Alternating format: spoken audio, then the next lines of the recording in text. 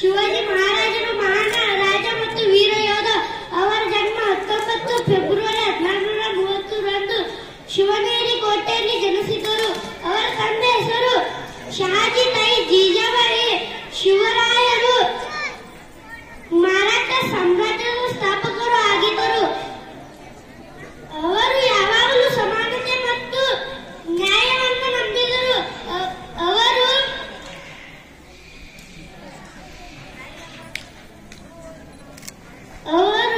ಶಿವಾಜಿ ಮಹಾರಾಜರು 1680 ಏಪ್ರಿಲ್ 3ರಂದು ರಾಯಗಢ ಕೋಟೆಯಲ್ಲಿ ಮರಣ ಹೊಂದಿದರು.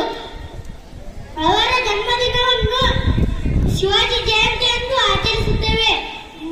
पत्रकार बंधू या सर्वांच्या उपस्थितीमध्ये या स्पर्धा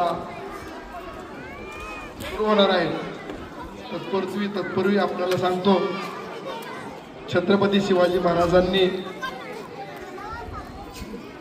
जे 350 वर्षापूर्वी प्रशासन कशा पद्धतीने चालवलं पाहिजे, जनतेची सुरक्षा कशा पद्धतीने केली पाहिजे, 18 पगड जातीला बरोबर कशा पद्धतीने घेतलं पाहिजे, अशा पद्धतीची शिकवण आपल्याला 350 वर्षापूर्वी महाराजांनी घालून दिली.